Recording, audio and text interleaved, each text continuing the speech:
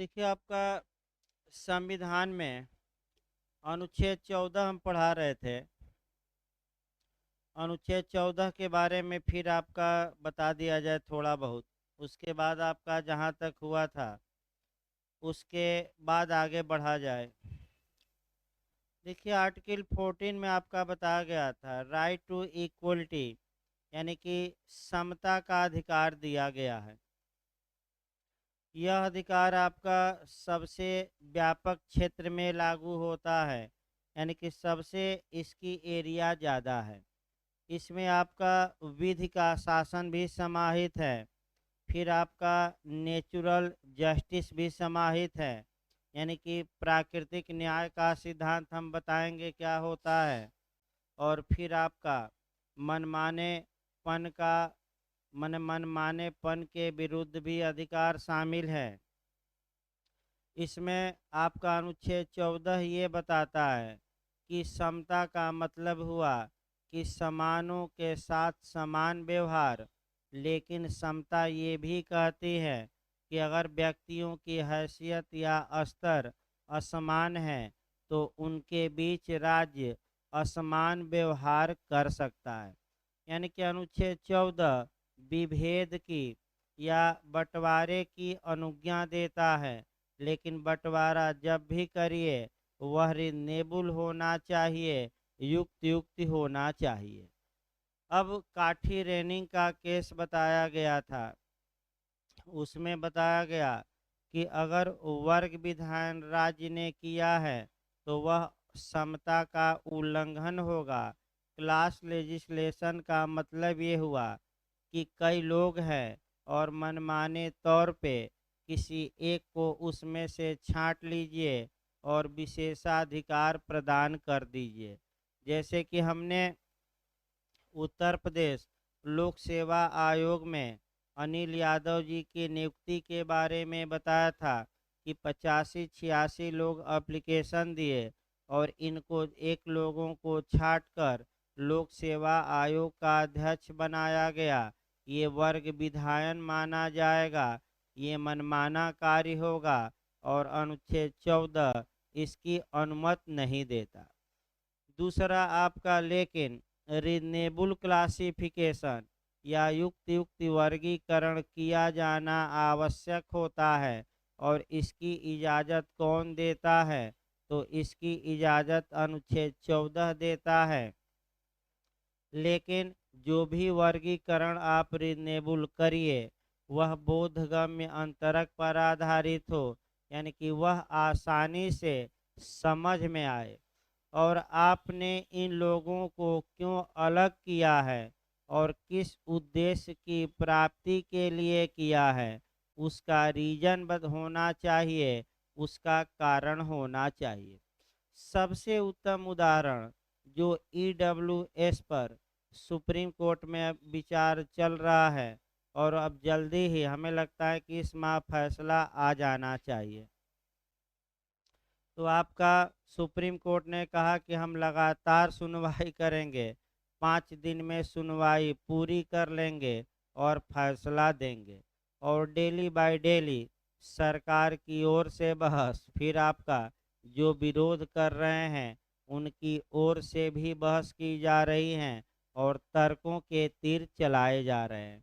तो सरकार ये कहेगी कि हमारा वर्गीकरण वैध है, बोधगम्य अंतरक पर आधारित है, क्योंकि कौन सा वर्ग इस कैटेगरी में आता है कौन सा नहीं आता, हमने एक नियम बनाया है और आसानी से वह पहचान योग्य है। फिर सरकार कहेगी कि इसलिए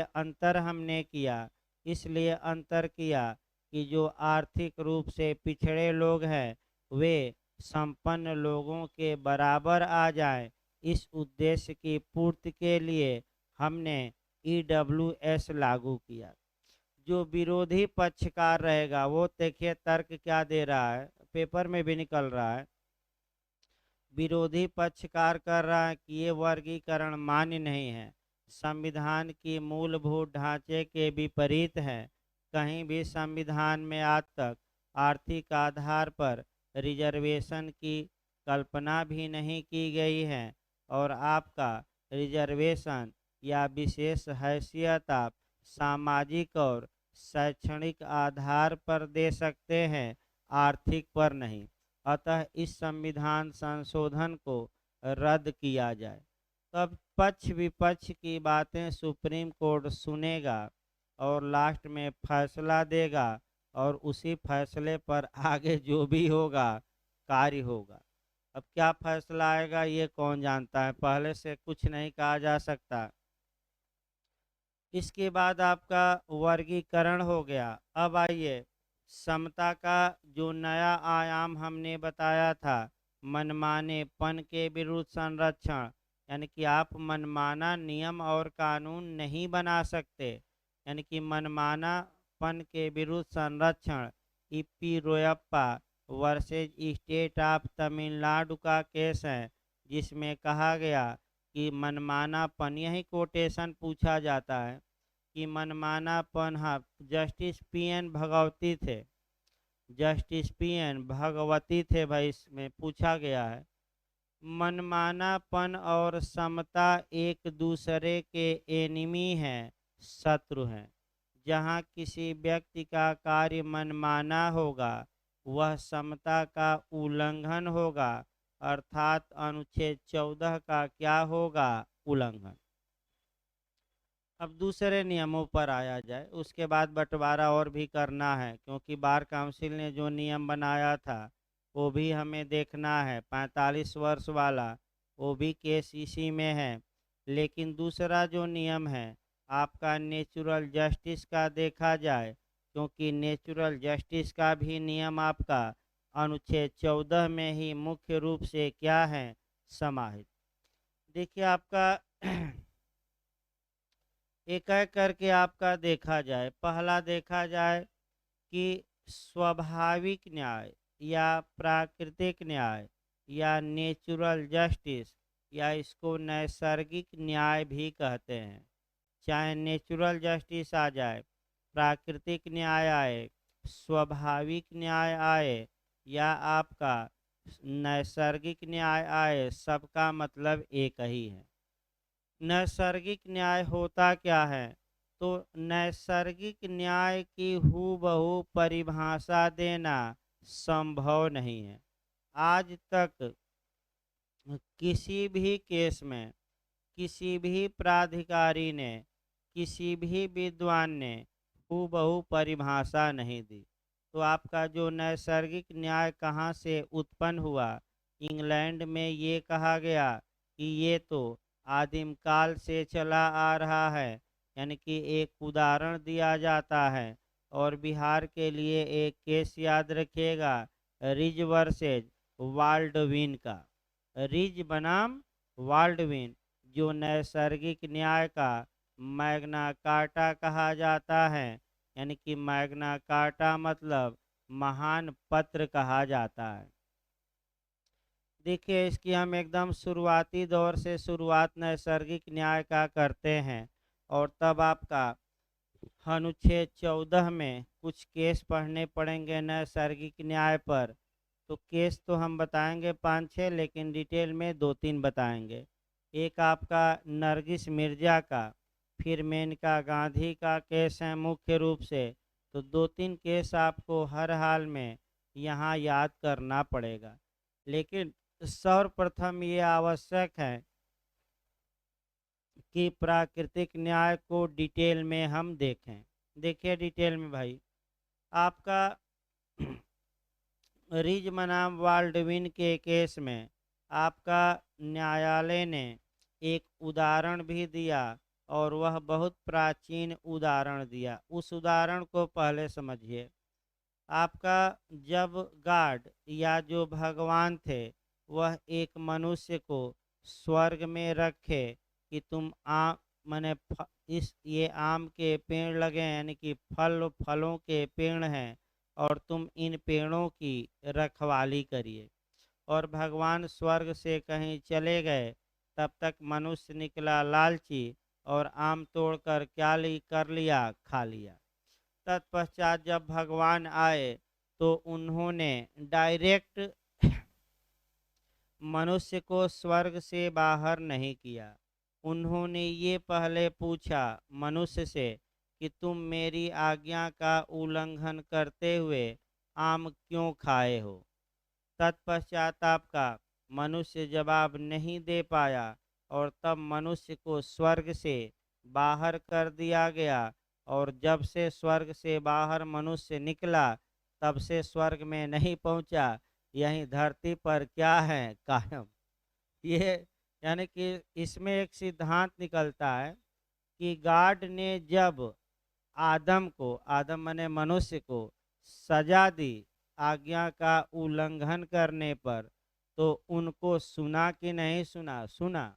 और उसकी मनुष्य की बातें सुनने के उन्हें सुनवाई का अवसर देने के बाद ही स्वर्ग से कहाँ निकाला, बाहर।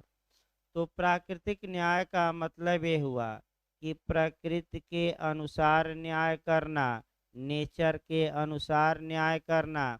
वर्तमान समय में प्रकृति के 3 नियम प्रचलित हैं और वही 3 नियम आपको देखना है।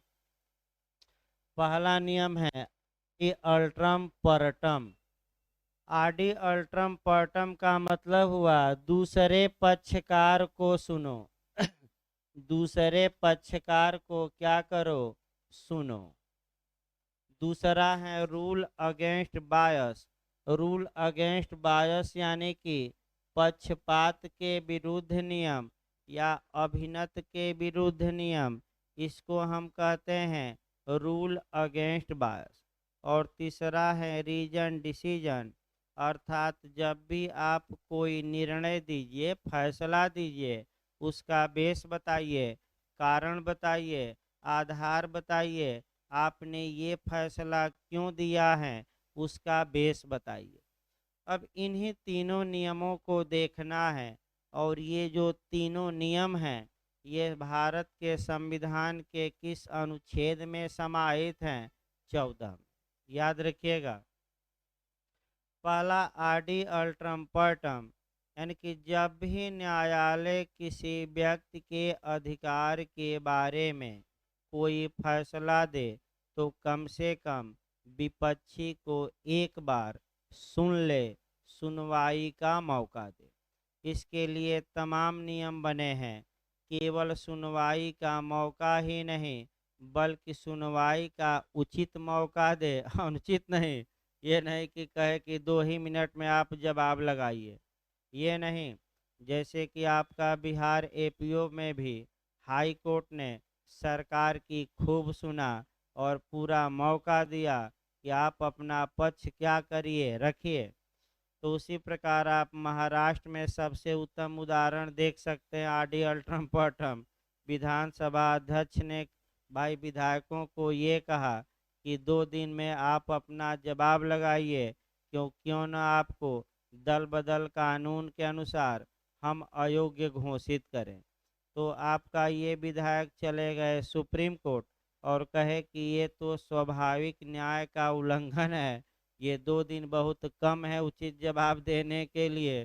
तो सुप्रीम कोर्ट ने इनकी बात मानी और समय 12 दिन दे दिया। और जैसे ही टाइम मिला वैसे ही आपने देखा कि सब क्या हो गया, तहस नहस।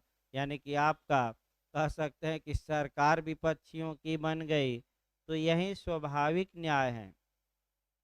आपका जो हमने उदाहरण बताया मानव और भगवान का, उसमें भी भगवान ने दूसरे पक्षकार को सुना कि नहीं सुना।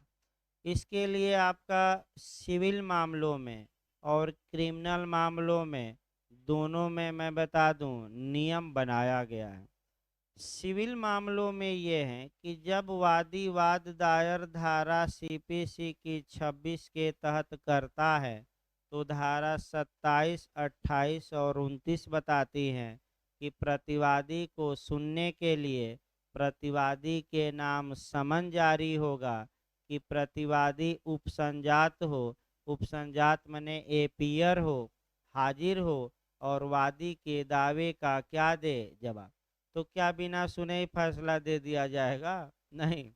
इसके बाद आपराधिक मामलों में भी यही नियम है कि अगर अभियुक्त के पास अधिवक्ता नहीं है तो क्या उसे बिना सुने दंड दे दिया जाएगा? नहीं, उसे अधिवक्ता मुहैया कराया जाएगा और धारा 303 सीआरपीसी अभियुक्त को अपने मनपसंद के अधिवक्ता से अपना बचाव कराने का हक होगा और अधिवक्ता नहीं है तो फ्री में अधिवक्ता मुहैया करवाया जाएगा।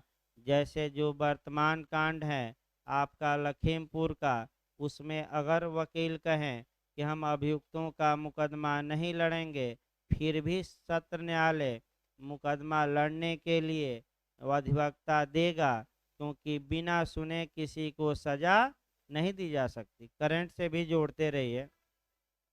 शाम को भी मैं बताया था कि मनुष्य आपका सनकी हो गया है और दरिंदगी की हदें भी पार करने में उसे कोई संकोच नहीं है।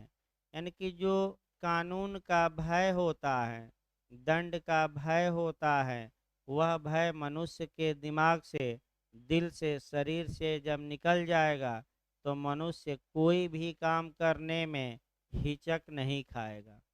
माने आपका कह सकते हैं जैसे जैसे हम विकास कर रहे हैं वैसे वैसे बुद्धि जो है भ्रष्ट होती जा रही है लोगों की। और आप देख ही रहे हैं कि कितना क्रूरता से लोग अपराध कर रहे हैं।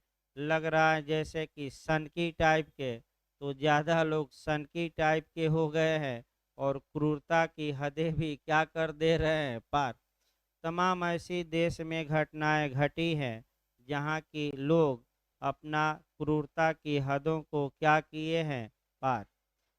तो ऐसी दशा में भाई कानून भी कमज़ोर हैं। एक समय निर्धारित करिए कि इस समय के अंदर ट्रायल क्या होगा पूरा।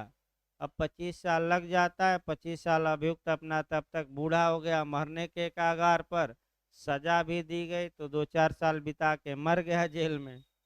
भाई ऐसा नियम बनाइए कि जल्दी से जल्दी मामले का क्या हो, निपटारा। अगला देखिए आपका नेचुरल जस्टिस का आपका पहला नियम ये है आपका कि आडि अल्ट्रम पर्टम, ये सीपीसी में भी हमने बताया और कहाँ सीआरपीसी और संविधान में मुख्य रूप से आपका कहाँ समाहित हैं, 14 में तो हैं ही। एक और अनुच्छेद पढ़िएगा जहाँ लोक सेवकों को प्रोटेक्शन दिया गया है, अनुच्छेद 311। 311 में स्पष्ट पहली लाइन है कि जब भी किसी सरकारी कर्मचारी को बर्खास्त किया जाएगा तो उसे सुनवाई का क्या दिया जाएगा, मौका। दूसरा नियम देखिए रूल अगेंस्ट बायस का है, पक्षपात या अभिनत के विरुद्ध नियम। ये सबसे महत्वपूर्ण है नियम। 3 प्रकार से पक्षपात हो सकता है। एक व्यक्तिगत यानी कि संबंधों के आधार पर, दूसरा प्रॉपर्टी संबंधी संपत्ति के आधार पर, और तीसरा मोनेटरी यानी कि धनीय पक्षपात। सबसे व्यापक क्षेत्र में व्यक्तिगत पक्षपात लागू होता है और इस पर कम से कम 2 कहावतें आप कह सकते हैं पढ़ेंगे। आगे प्रशासनिक विधि में 5-6 दिन ये पढ़ाया जाएगा, यहाँ तो 10-15 मिनट में हमें निपटाना है। जब बिहार के लिए एडी ला आप पढ़ेंगे तो कम से कम नेचुरल जस्टिस 5-6 दिन चलेगा, मान के चलिए। ये तो एकदम शॉर्टकट में मुख्य मुख्य चीज़ें हम क्या कर रहे हैं बता रहे हैं। तो जो पक्षपात होता है पहला आपका पर्सनल है, व्यक्तिगत है। व्यक्तिगत पक्षपात को इस रूप में देखा जाता है कि न्यायाधीश को संदेह से परे होना चाहिए। दूसरा, कोई भी व्यक्ति अपने ही मामले में न्यायाधीश नहीं हो सकता, यानी कि जज साहब ही अभियुक्त हैं, उनका बेटवा ही अभियुक्त हैं और अपने ही मामले में फैसला दे दें, ये तो बायस होगा, पक्षपात होगा। यानी कि आप ही अभियुक्त और आप ही फैसला करेंगे कि मैं दोषी हूँ कि नहीं हूँ। यानी कि नेचुरल जस्टिस कहता है कि ऐसा न किया जाए, क्योंकि आपका कोई भी व्यक्ति स्वयं अपने मामले में निर्णायक नहीं हो सकता। जब रंजन गोगोई साहब थे, आपका काफ़ी विवादित उनका कार्यकाल रहा, उस पर भी एक उदाहरण देखा जाता है। तो उनके खिलाफ एक महिला ने शारीरिक शोषण का आरोप लगाया, मचा हो हल्ला पूरे देश में। तत्पश्चात क्या हुआ कि उन्होंने ही एक कमेटी बनाई, कमेटी ने जांच की, जांच रिपोर्ट उन्हीं के पास गई और उन्होंने अपने को क्या कर दिया, क्लीन चिट, यानी कि बाइज्जत बरी कर दिया। इस महिला का आरोप गलत है कि सही है, गलत। अब ये समस्या है कि आप ही अभियुक्त हैं, आप ही पर महिला ने आरोप लगाया और आप ही फैसला दे देंगे। ये तो शुद्ध रूप से पक्षपात हुआ, व्यक्तिगत पक्षपात हुआ। तो जब रंजन गोगोई जी आपका नेशनल लॉ कॉलेज की टॉपर लड़की को गए आपका पुरस्कार देने, तो उसने पुरस्कार लेने से इनके हाथों से इनकार कर दिया और ये कहा कि आप नेचुरल जस्टिस के रक्षक हैं, आपको तो कम से कम अपने मामले में इस नियम का क्या करना चाहिए, पालन। और जब रक्षक ही भक्षक बन जाएगा तो कोई कानून किसी को बचा नहीं सकता, मैं बता दूं। यानी कि जब पुलिस वाले ही लोगों को मारना शुरू कर दें अवैध रूप से, तो क्या कोई कानून जल्दी बचा पाएगा? नहीं बचा पाएगा। तो अगला नियम आपका, ये तो व्यक्तिगत पक्षपात हुआ। इस पर एक और कहानी देख, एक और कोटेशन है कि न्याय केवल होना ही नहीं चाहिए, बल्कि समाज में एक संदेश जाना चाहिए, एक मैसेज जाना चाहिए कि न्याय हुआ है। एक उदाहरण देखिए, ये एक जज साहब थे, उनका पुत्र अभियुक्त था। जज साहब के पास मामला गया, जज साहब ने सुना और अपने पुत्र को एक्विटल कर दिया, बाइज्जत बरी कर दिया, छोड़ दिया।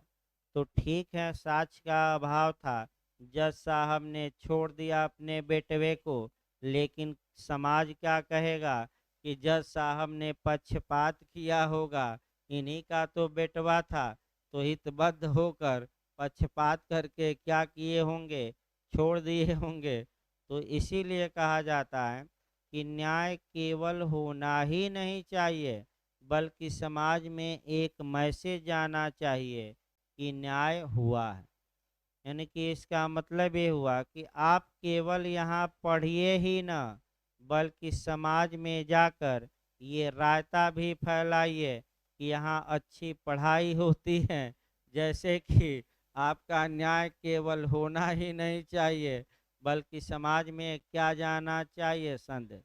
वैसे भाई वास्तविकता ये है कि संदेश जा ही रहा है, इसमें कोई शक नहीं है। तभी तो राजस्थान से लेकर और दूर दूर के लोग पढ़ रहे हैं वर्तमान में, आपका तभी तो पढ़ रहे हैं भाई, संदेश जा रहा है तभी तो पढ़ रहे हैं।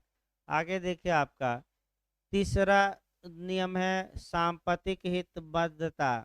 सांपत्तिक का मतलब ये हुआ कि अगर जिस प्रॉपर्टी को लेकर विवाद है और उस प्रॉपर्टी में जज साहब का कोई इंटरेस्ट है, तो क्या मामला उन्हें सुनना चाहिए कि नहीं सुनना चाहिए।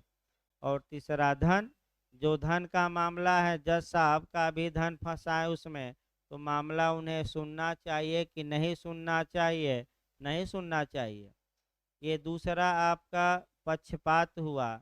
ये तीसरा आपका पक्षपात तीन प्रकार का मैंने बताया। पहला व्यक्तिगत, यानी कि पर्सनल, जो संबंधों के आधार पर चाचा है, मामा है, नाना है, साला है, साली है इत्यादि। दूसरा आपका सांपत्तिक, दूसरा, तीसरा धनी। तो सबसे खतरनाक कौन है बताइए तो। चलिए ठीक है, देखिए आगे देखा जाए। तीसरा देखिए, नेचुरल जस्टिस का नियम क्या है, दो हो गए। तीसरा आपका रीजन डिसीजन है, यानी कि जब भी आप कोई फैसला दीजिए तो उस फैसले का आप कारण बताइए। जैसे कि अब ईडब्ल्यूएस पर फैसला आने वाला है, तो डायरेक्ट फैसला सुप्रीम कोर्ट नहीं देगा, उसके पीछे कुछ तर्क लिखेगा, बयान लिखेगा, आधार बताएगा, बेस बताएगा। और बेस बताना आवश्यक है, ये जो कारण बताना आवश्यक है, ये आपका अब न्यायिक, अर्ध न्यायिक और यहाँ तक कि प्रशासनिक मामलों में भी सुप्रीम कोर्ट ने इसको क्या कर दिया है, विस्तृत। एक उदाहरण देखिए, तब आपका आगे बढ़ा जाए। तीसरा चल रहा है आपका, देखिए सीआरपीसी की धारा 354 पढ़ना है और सीपीसी का आदेश 20 का नियम 4। सामान्य नियम ये है कि जब आपराधिक न्यायालय कोई फैसला दे तो उसका कारण लिखे। ये सीआरपीसी की धारा में जाएगा 354। और सिविल मामलों में भी निर्णय दीजिए तो आप क्या लिखिए, कारण। ये कहाँ जाएगा, सीपीसी में आदेश 20 का नियम 4 में। लेकिन ये विधि का पूर्ण नियम नहीं है। कुछ दशाओं में निर्णय का कारण लिखना आवश्यक नहीं है। और वहीं प्री और इंटरव्यू में बार बार पूछा जाता है, अगर समरी ट्रायल हुआ है तब निर्णय का कारण लिखना आवश्यक नहीं, इत्यादि है। अब उतना लंबा नहीं चलेंगे। अब निर्णय का कारण क्यों दिया जाए, इसको कहते हैं तर्कानुमोद्य निर्णय। भाई हिंदी में जो बेयरक में किताब में दिया रहेगा, तर्कानुमोद्य निर्णय, यानी कि जब भी आप निर्णय दीजिए तो उसका तर्क दीजिए, आधार बताइए। जैसे सुप्रीम कोर्ट अगर ईडब्ल्यूएस पर कोई निर्णय देता है तो आपका निर्णय में वह आधार लिखना ही होगा कि किस आधार पर हम वैध मान रहे हैं या किस आधार पर क्या मान रहे हैं। अब ये लिखना आवश्यक है, क्योंकि ये तो नेचुरल जस्टिस का क्या है, पार्ट है। तो आपका प्राकृतिक न्याय के 3 सिद्धांत हुए। ये तीनों सिद्धांत, हाँ एक और उदाहरण देखिए, बचा रह गया रीजन डिसीजन पर। थोड़ा डिटेल में संविधान चल रहा है ताकि जीएस और लॉ दोनों में कवर हो। अब आपका ये आया कि मान लीजिए आपने हथियार के लाइसेंस की प्राप्ति है डीएम या जिला मजिस्ट्रेट के समक्ष एप्लीकेशन दिया और बिना कारण बताए डीएम ने आपके एप्लीकेशन को खारिज कर दिया। तो सुप्रीम कोर्ट का कहना है कि जब आप आदेश दे रहे हैं, एप्लीकेशन खारिज कर रहे हैं, तो लाइसेंस क्यों नहीं देंगे, कम से कम इसका क्या बताइए, कारण। कारण नहीं बताते हैं तो वह व्यक्ति हाई कोर्ट में आपके आदेश के खिलाफ या आयुक्त के यहाँ जा सकता है। तो रीजन बताना होगा, इसमें कोई शक नहीं। लेकिन कुछ दशाओं में बताने से क्या कर दिया जाएगा, इनकार भी। ये मैं फिर बता दूं। अब आइए संविधान में आइए। ये जो संविधान का नियम है, इसमें आपका कह सकते हैं कि 2-3 केस याद रखना है। पहला केस आता है मेनका गांधी बनाम भारत संघ का केस आता है और इसमें आपका कुछ सिद्धांत प्रतिपादित किया गया। यानी कि मेनका गांधी बनाम भारत संघ के केस में कह सकते हैं क्या किया गया, पहले ये देखा जाए। मेनका गांधी विदेश जाना चाहती थी और बिना किसी कारण के इनके पासपोर्ट को जब्त कर लिया गया। सरकार को आशंका थी कि जब ये विदेश जाएंगी तो सरकार के विपक्ष में बोलेंगी, जैसे कि आपका हमारे राहुल जी हैं, जब भी विदेश जाते हैं तो सरकार की बखिया उड़ेल देते हैं, पक्ष में नहीं बल्कि क्या बोलते हैं, विपक्ष में। तो ऐसी दशा में आपका अब बिना किसी कारण के इनके आपका पासपोर्ट को जब्त कर लिया गया। तो सुप्रीम कोर्ट ने ये कहा कि ये जब्ती अवैध हैं। जब भी आप कोई प्रक्रिया बनाइए तो वह साम्यपूर्ण हो, प्राकृतिक न्याय का पालन किया गया हो, मनमाना न हो और वह प्रक्रिया उचित होनी चाहिए। आप किस आधार पर इनके पासपोर्ट को जब्त किए हैं, कोई आधार ही नहीं है, तो ये तो प्राकृतिक न्याय का क्या है, उल्लंघन। और प्राकृतिक न्याय कहाँ समाहित है, तो आपका आर्टिकल 14 में।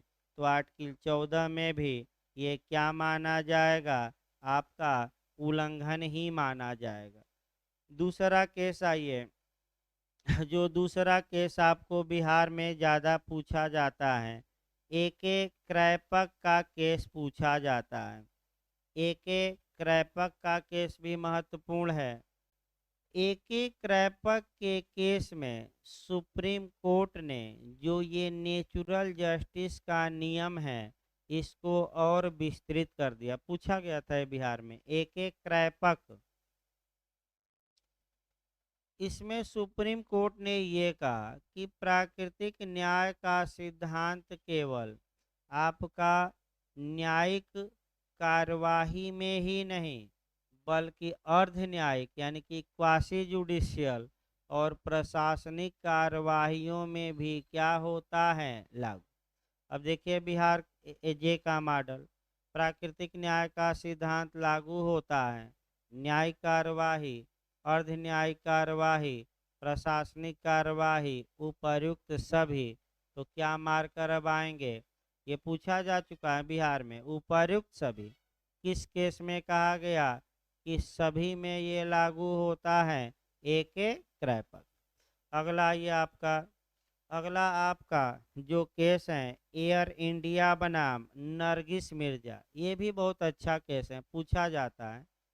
एयर इंडिया बनाम नरगिस मिर्जा का केस है। इस केस में देखिए क्या हुआ था। इस केस में एयर इंडिया ने एक नियम बनाया कि जो एयर होस्टेज होती हैं, यानी कि जो एयर परिचारिका, उसको क्या बोलते हैं, परिचारिका, यानी कि परिचारिका जो पानी वानी इत्यादि आपका जो भी हो, आपका वहाँ रहती हैं। तो इन्होंने एक नियम बनाया कि ये आपका एक एज बताया कि इस एज तक ये माँ नहीं बनेंगी। यानी कि अगर ये माँ बनती हैं या गर्भवती होती हैं, तो इन्हें नौकरी से क्या कर दिया जाएगा, बाहर। नरगिस मिर्जा ने इस नियम को चैलेंज किया कि ये तो नियम मनमाना है, प्राकृतिक न्याय का उल्लंघन है, समता का उल्लंघन है, ये मनमाना है। और सुप्रीम कोर्ट ने क्या मनमाना माना कि नहीं माना, माना। और आपका कह सकते हैं रद्द कर दिया। अब वकील साहब पर आ जाइए। बार काउंसिल ऑफ इंडिया ने एक नियम बनाया कि जो व्यक्ति 45 साल से ऊपर का होगा, उसे बार काउंसिल में रजिस्टर्ड अधिवक्ता के रूप में नहीं किया जाएगा। ये काफ़ी आपका आलोचना भी हुई थी इस पर। देखिए, जो व्यक्ति 45 ईयर से अधिक का होगा, उसे बार काउंसिल ऑफ माने बार का किसी भी राज्य के बार काउंसिल में रजिस्टर्ड किया जाएगा कि नहीं, अधिवक्ता के रूप में नहीं किया जाएगा। अब समस्या ये आई कि क्या ये जो बार काउंसिल ऑफ इंडिया ने नियम बनाया है, क्या ये मनमाना है कि नहीं। और आपका माने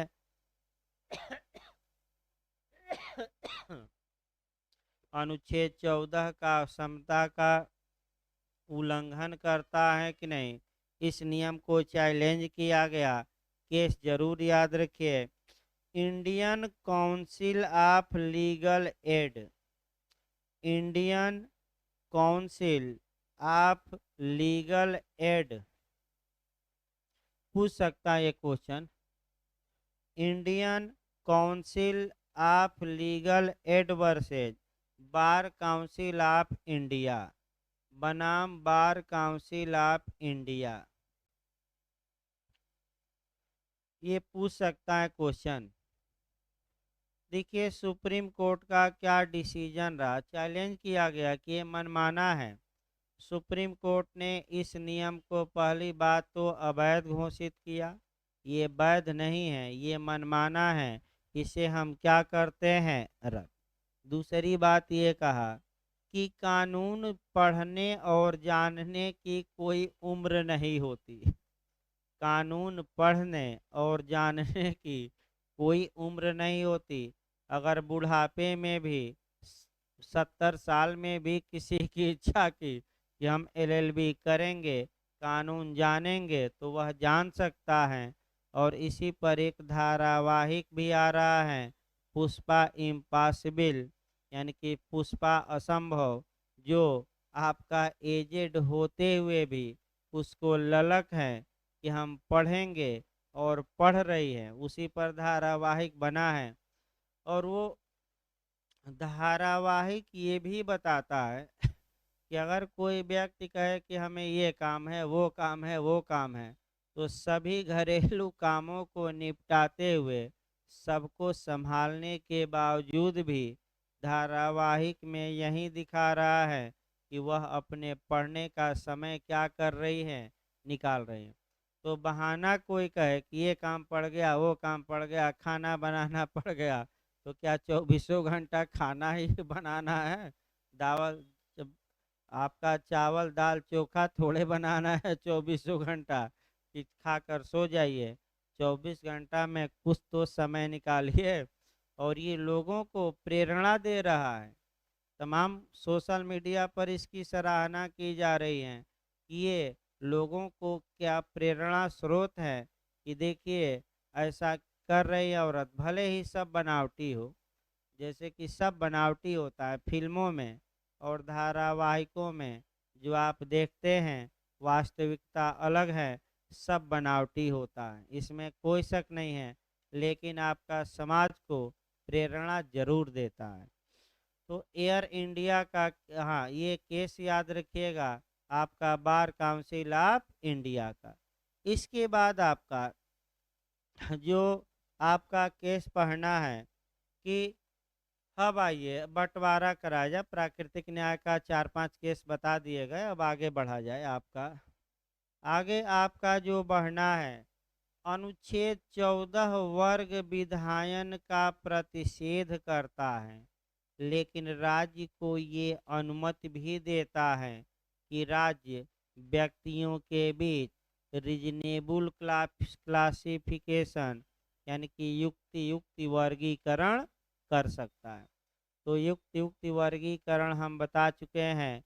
तो किस आधार पर युक्त युक्ति वर्गीकरण किया जा सकता है, और उसमें भी आपका केस समाहित है। अनुच्छेद 14, 15, 16 और आपका 21, इसी में ज़्यादा केस मिलेंगे।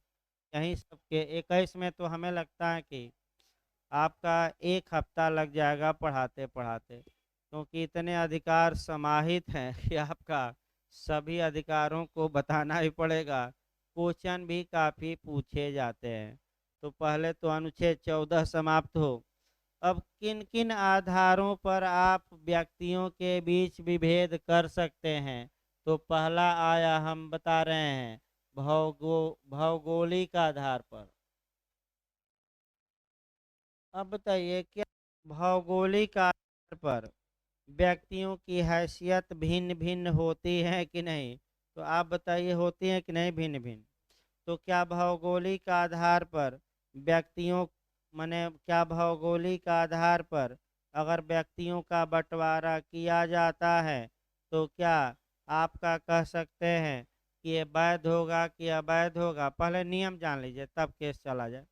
ये वैध होगा जैसे कि पहाड़ी इलाके वालों को रिजर्वेशन दे दिया गया, और जो मैदानी इलाके में रहते हैं उनको रिजर्वेशन नहीं दिया गया। तो ये जो बंटवारा है, ये वैध होगा कि अवैध होगा? वैध सुप्रीम कोर्ट ने माना। दूसरा, राज्य के फेवर में, अगर राज्य अपने लिए अलग प्रावधान करता है, आम जनता के लिए अलग करता है, तो ये भी बंटवारा सुप्रीम कोर्ट ने क्या माना? सही। ये बंटवारा भी क्या है? सही है। इसके बाद आ जाइए, बंटवारा कराया जाए। इसके बाद जो बंटवारा या विभेद करवाया जा सकता है, विशेष न्यायालय और विशेष प्रक्रिया। अगर किसी विशेष मामले के निपटारे हेतु स्पेशल कोर्ट बनाया जाता है तो क्या वह सही होगा कि गलत होगा? तो न्याय सुप्रीम कोर्ट ने कहा कि सही होगा। जैसे कि कई कोर्ट इस समय बने हैं स्पेशल, दो तीन का नाम हम बताते हैं। जैसे कि SC ST कोर्ट अलग बन गया। फिर आपका जो जुनाइल जस्टिस बोर्ड है, यानी कि किशोर न्याय नहीं बोर्ड, जो किशोर न्याय बोर्ड है, किशोरों के लिए अलग न्यायालय हो गया, वो भी सही है। आपका अगला देख सकते हैं इसमें MP MLA कोर्ट, यानी कि आपका जितना विधायक और सांसदों पर जितने केस चल रहे हैं उनके लिए अलग न्यायालय बनाया गया। और हुआ कि जल्दी से जल्दी क्या दिया जाए फैसला। तो ये बंटवारा वैध होगा कि अवैध होगा? वैध होगा, इसमें कोई शक नहीं है। इसके बाद टैक्स के मामला आ जाइए। टैक्स के मामले में अगर बंटवारा किया जाता है तो ये बंटवारा वैध होगा कि अवैध?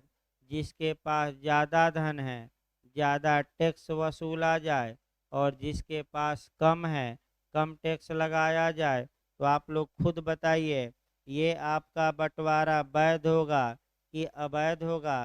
तो आप बताइएगा, इस आधार पर भी बंटवारा क्या होगा? वैध होगा। अब आइए आपका कह सकते हैं कि एक एक करके कुछ केस अभी बचे हैं वो बताया जाए। आपका DK यादव का हो ही गया मनमाना, थोड़ा रेस्ट ले लीजिए तो आपका CPC भी थोड़ा चला दिया जाए। केस कल हम बता देंगे, कल लास्ट रखा जाए अनुच्छेद 14। अभी 8-10 केस मेन बताने हैं और आपका कुछ सेक्शन भी बताना है। जैसे IPC की धारा 497, आपका IPC की धारा 303, ये सब समता के क्या हैं? वायलेशन। और आपका हिंदू मैरिज एक्ट की धारा 9 बताना है। फिर आपका प्रवासी जो हैं उनके बारे में, फिर मतदान का अधिकार बताना है। मैंने अभी आपका मान के चलिए 8 से 10 केस जो लीडिंग केस हैं वह अभी बचे हैं। उसको हम कहते हैं समता के व्यापक आयाम। तो 10 मिनट ब्रेक ले लीजिए, कम से कम 30-40 मिनट भाई आपका CPC में कुछ धाराएं निपटाया जाए। हाँ,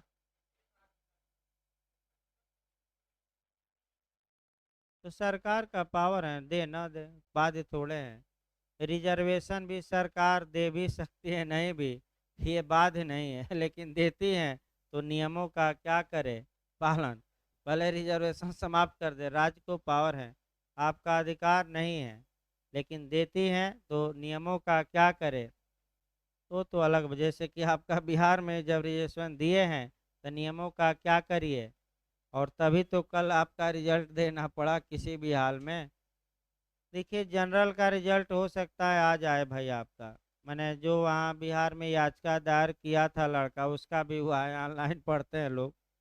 तो फ़ोन किया, बताया कि जो सूचना आ रही हैं अभी जनरल और रिजल्ट आएगा, आज हो सकता है शाम तक आए। तो अभी CPC चलेगी आपका, धारा 89 पढ़ाया गया था। अब आपका कुछ धाराएं, क्योंकि CPC काफ़ी स्लो चल